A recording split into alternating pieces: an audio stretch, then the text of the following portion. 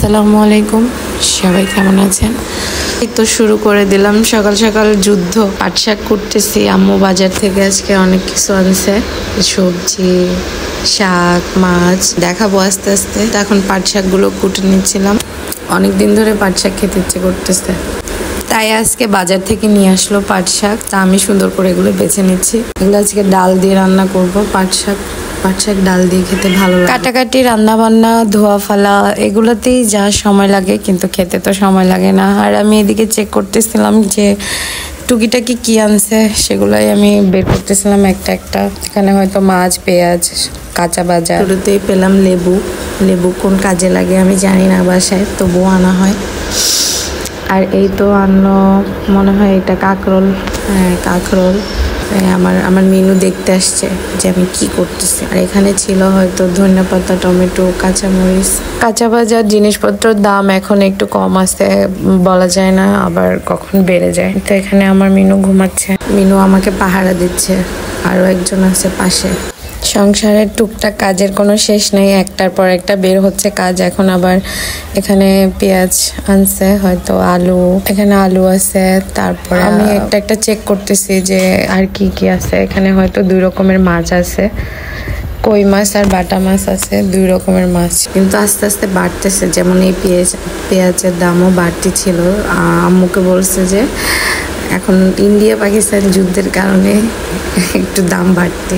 কই মাছগুলো জ্যান্ত ছিল, আমি বুঝতে পারতেছিলাম না যেগুলো আমি কিভাবে কারণ আম্মু বাসায় ছিল না, আর আমাকে এগুলো কাটতে হবে।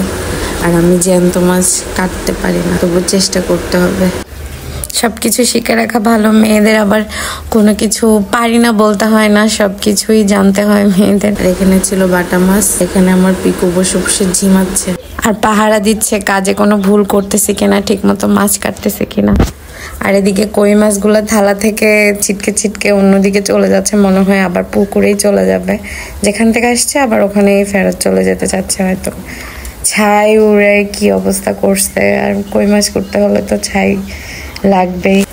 এদিকে আমি কাঁচামরিচ, ধনেপাতাগুলো বেছে রাখতেছিলাম, কারণ এগুলো বেছে না রাখলে এগুলো সংরক্ষণ করা যায় না বেশি দিন, তাড়াতাড়ি নষ্ট হয়ে যায়, পচে যায়। ধনেপাতা তো এমনিতেও অনেকদিন টিকে না। আর এই তো লাল লাল টমেটোর পাশে আমার লাল লাল পিকু। আর মাছটা আবার ধরে এনে জায়গায় রাখতে হচ্ছে, এগুলো চলে যাচ্ছে, দূরে দূরে চলে গেছে, অলরেডি অনেক দূরে দূরে চলে যাচ্ছে। তাই আবার জায়গার জিনিস জায়গায় এনে রাখা হচ্ছে, এগুলাকে এখন একটু পর কাটতে হবে জ্যান্ত। বাকি কাজ সেরে তারপরে এই মাছ কাটার পর্ব শুরু করতে হবে। এখানে অনেক কাজ রয়ে গেছে এখনো, সবজি কাটা, বাছা, এখন ধনেপাতাগুলো আবার ছাড়িয়ে নিতে হচ্ছে। বাজারের জিনিসপত্রের দাম এখন একটু কম আছে, তাই বাজার করেও হালকা একটু শান্তি।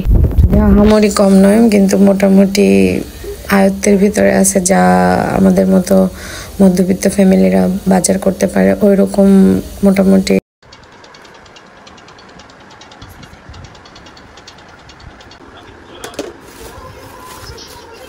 এদিকে পেঁয়াজগুলো রেখে দিচ্ছিলাম আমি ঝাঁকাতে। মেয়েদের কাজের অভাব নেই, মেয়েদের কাজের কোনো শেষ নাই। এই এখন এটা করো, তো এখন ওটা, কিছু না কিছু কাজ লেগেই থাকে, কখনো ফ্রি। এই যে এখন এই কাজটা করে ফ্রি হব, ওইটা আর নাই। এখন আমি আবার এগুলো কাটাকাটি করে নিচ্ছি, সবজি, এরপর আবার মাছ কাটতে হবে, তারপর আবার রান্না করতে হবে। মেয়েদের কাজের কোনো শেষ নেই। সবজিগুলো আগে কাটাকাটি করে নিচ্ছি আমি, যাতে আমার রান্না করতে খুব ইজি হয়, তাড়াতাড়ি করে আমি এগুলো কেটে নিচ্ছি।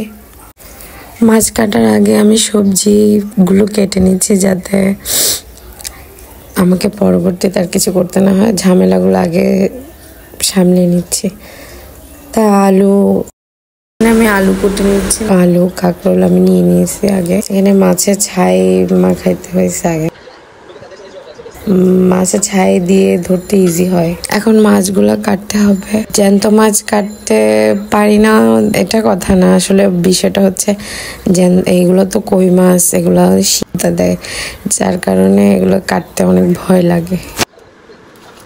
আমার তো ভয় লাগতেছিল মাছগুলো কাটতে, কিভাবে কাটবো। মাছগুলো অনেক নড়তেছিল আর কাটাও ফুটাচ্ছিল, অনেক কষ্টে মাছ কাটছি। এই মাছ আমাকে অনেক অনেক যন্ত্রণা দিছে, শেষে আমার আঙুল ফুলে গেছে এই মাছের গুতা খেয়ে।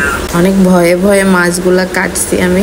জ্যান্ত মাছ কাটার অভ্যাস নেই, কিন্তু মেয়ে মানুষ সবকিছুই করার অভ্যাস থাকতে হয়। আস্তে আস্তে সবই অভ্যাস হয়ে যায় বিয়ের পর মেয়েদের। মাছ কাটার পরও মাছ নড়তে